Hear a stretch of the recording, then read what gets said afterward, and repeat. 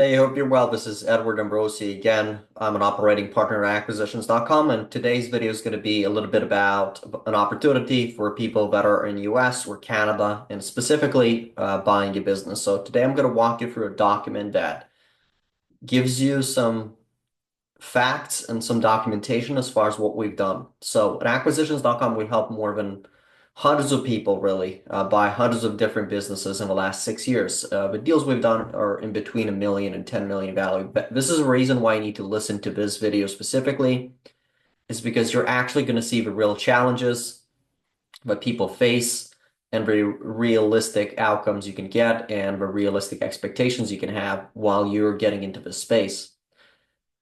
You see, the biggest challenge right now with a lot of people, business owners, corporate people, is that there's not a lot of options that they have to be able to generate even more income. So I'm going to walk you through some of the basic business models, some basic things you can do. So number one is you could get a job where you could try to get raises in your job in the corporate world, and there is a cap to that business model or that idea in general. And it's typically because of a time involvement or of a competition involvement in that role, right? So that's the first one, is the job market. The second is you could start a company or you could start a business yourself, but there's a lot of business models. And reality is that starting a company is just not a solution for most people because of how much time it's involved and because of sometimes it revolves around you spending upfront capital in something. And in the end, there's probably going to be a potential that in a few years you're not going to be able to still be in business. Those are the stats of starting businesses. You can look them up.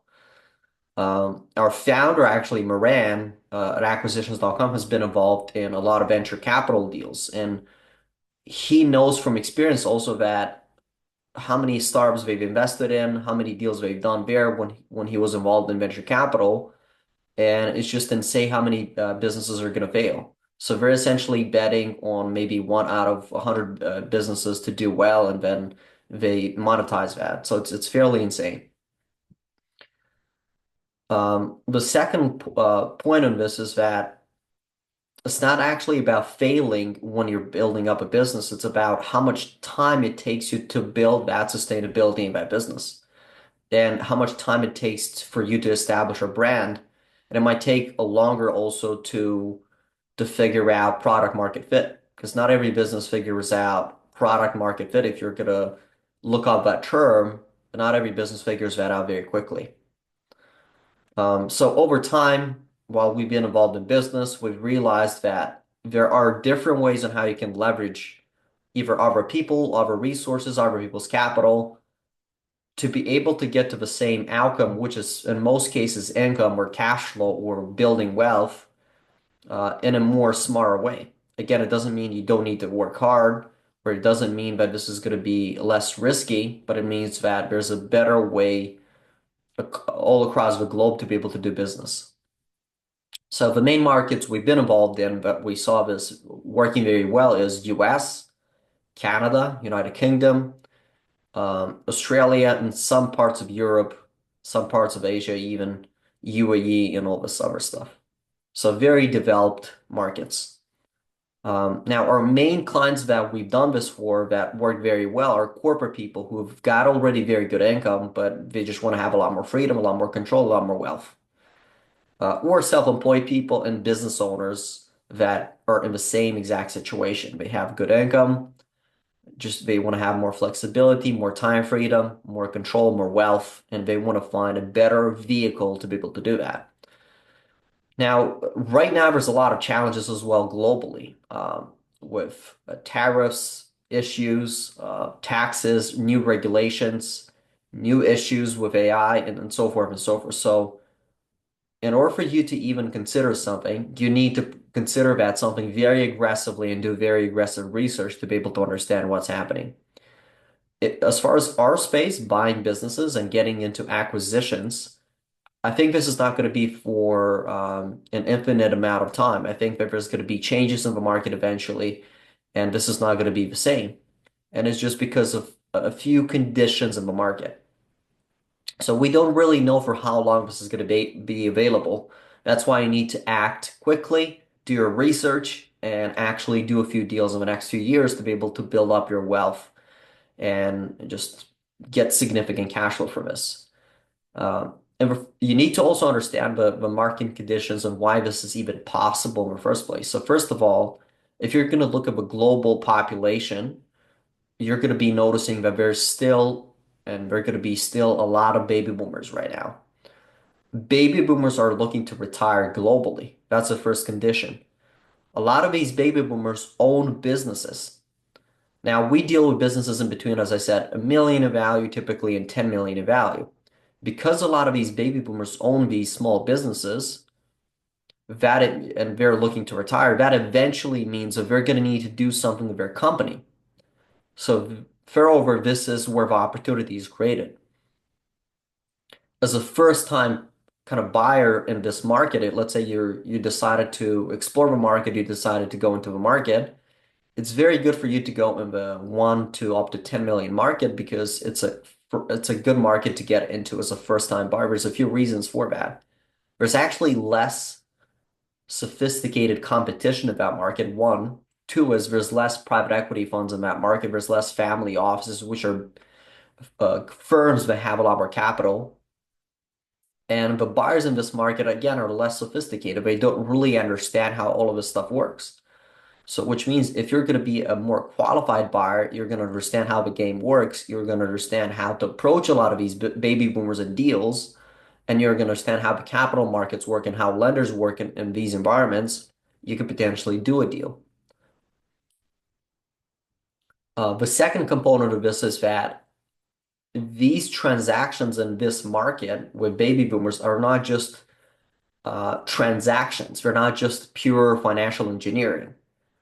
These transactions are about legacy. So it's a legacy sale, meaning the baby boomer who's looking to retire, they're trying to give this business to somebody they actually will trust. This is the biggest concern they will have typically. So they want to see if you're qualified from different angles, not just financially. They want to see that if you have experience in that business model, if you can take care of the employees, if you can be a leader in that company, if you can actually grow this business somehow. So that's a bigger concern a lot of these baby boomers will have. Um, they build this business maybe for decades or a decade or more time. So for them, this is going to be an emotional sale. Now, you also got to keep in mind that a lot of these baby boomers, yes, they will still want capital from you. In most cases, in the current environment in 2025, it's April right now. A lot of these deals are still going to be happen with capital. The question is, how do you get access to this capital? How do you structure the deal? How do you analyze the business in a way that allows you to creatively structure the deal? So you're still going to need to figure out different solutions for outside ways to bring in capital to the seller because at the end of the day, yes, it's an emotional sale, but they still want a good sum of liquidity to be able to retire, to be able to do their own desires and so forth. Now, to confirm a lot of this information, please make sure you are checking your own sources. You're doing your third-party research, you're looking at Google, you're looking at ChatGPT to confirm that this is possible. You need to be able to identify some of these trends, what I'm talking about, and you need to confirm that this is happening just for your own due diligence, right? You also need to understand that this market is a little bit more hidden from the other popular business models, such as e-commerce, AI, starting an agency, some other business models like that. Why? It's typically because of, again, belief systems in society. Everybody believes they got to start a business. Everybody believes they got to get a job. Everybody believes they got to do certain things in a certain way to be able to amass a big amount of wealth. Um, in reality, you don't need to kind of listen to some of those belief systems if you want to be successful within this business model, which is buying a company, is you need to think a little bit differently. A lot of people also believe they need to have a lot of liquidity. Like if, for example, if they want to participate buying a $5 million company in the US, they need to have $5 million liquid, which is not really true. This is not how it works for first-time buyers. Also, you need to keep in mind this is a more difficult business model to execute. It's not an easy business model to execute because there's a lot of moving parts. Certain conditions need to be met from your standpoint and from the deal standpoint so that the thing actually happens. There's a big knowledge gap for most people because there's a lot of moving parts. So to be able to solve this professionally is you're going to need to gain access to a lot of his knowledge, and a lot of his knowledge is not properly structured on Google. It's not properly going to be structured on ChatGPT. It's not going to be properly structured on YouTube. Even you're watching this video, you're not going to be able to get all more information from me because we're not going to do it for free. So you got to understand, eventually you're going to need to pursue professionals to be able to help you with accounting, legal, deal structuring, finding a deal, looking at the numbers, negotiating the deal, raising the funds for the deal. Maybe you have connections with lenders. So eventually you're going to need to do that. Uh, you just can't come into the space and randomly be successful. It's just not going to happen. It's never going to happen in this space. So if that scares you as a professional in the corporate world or somebody that's trying to get into an opportunity, well, you don't need to pursue the space. If that actually attracts you to the space because you know there's going to be because of that there's going to be less competition eventually, then just continue to do your research. So let's talk about just basic requirements, right? Number one is you need to be very comfortable talking to people, conveying that you're very confident and that you can find solutions for these people. These people specifically are baby boomers or the sellers looking to sell the company to you. You still need to understand basic principles and fundamentals about how business works, why business exists, what problems does it solve, what is sales, what is marketing, what is finance, what is operations, what is accounting. You still need to understand basic concepts about business. And in most cases, most of our clients already have a high business acumen when they're successful doing this stuff. The third component of this is that ideally you have a good credit score in your market. So if you're in Canada, you have good credit score in Canada. If you're in the US, you have good credit score in the US. If you're in United Kingdom, you have good credit score in United Kingdom. Why? Because we're probably going to go through getting a commercial loan. So when we're going to buy the company, we're not going to just use our own money to buy the company. We're going to try to get a loan approved to be able to use debt to buy the assets or to buy the cash flow of a company. And in most cases, if you're above 700s kind of points, what you'll be able to do is you're probably going to be able to get approved by most lenders. Of course, there's other terms and conditions aside from credit, but in most cases, that is going to be a qualifier for you.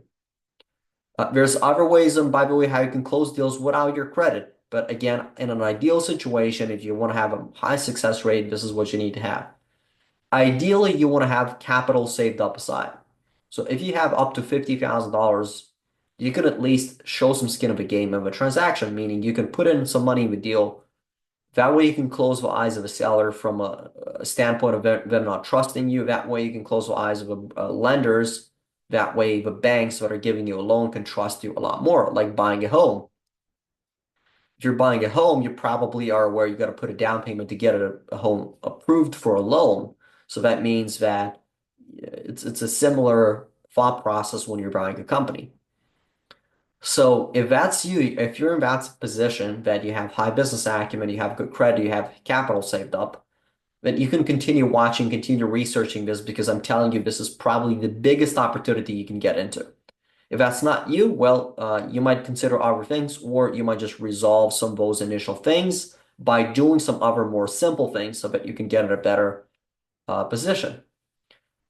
Now, you also need to keep in mind you're going to need to have time aside. Even if you have a business, even if you're self-employed, if you're in a corporate role, you need to at least have ideally 10 hours a week that you can do this. You can execute this. And ideally in between Monday to Saturday, you're doing this stuff.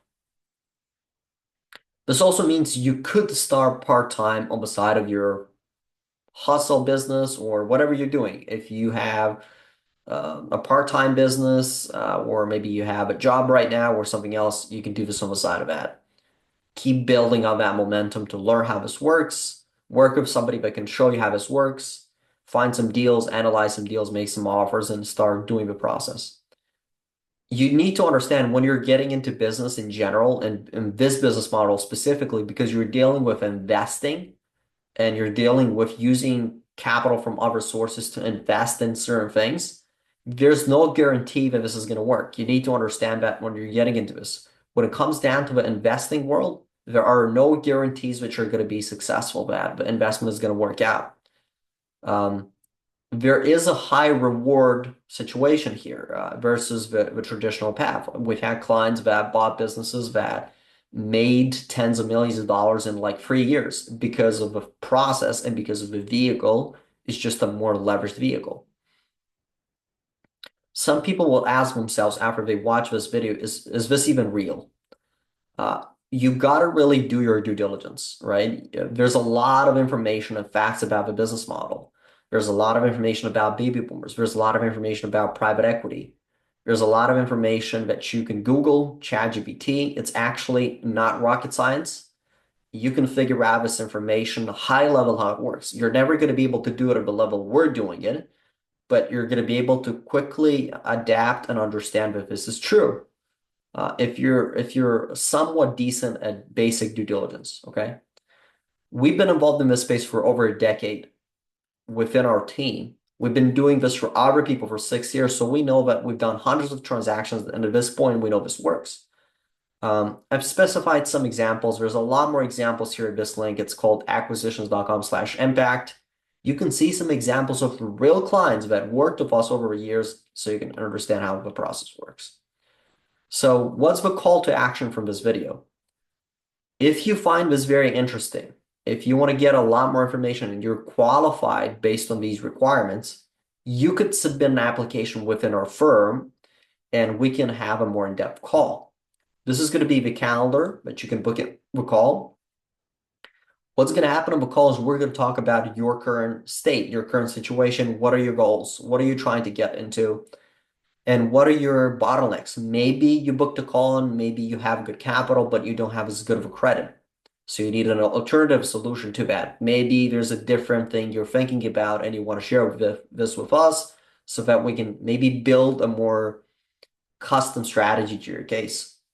So if you feel that this is, again, interesting and you want to get a lot more data and information from us, just book a call. We're going to have a call. We're going to show you more stuff and we can talk about it. We're going to even send you more information before the call booked, if you book the call, so that you can read more specificity into the whole thing. Okay? So hope this was helpful for you. If you want to find more videos like this, I'm going to try to do more videos like this related to the topic so that we can help more buyers buy more businesses. And eventually, if you're going to book a call, you will understand why we do this, the reason behind our vision, and what's happening behind the scenes with our brand. Thank you for watching and have a nice one. Bye.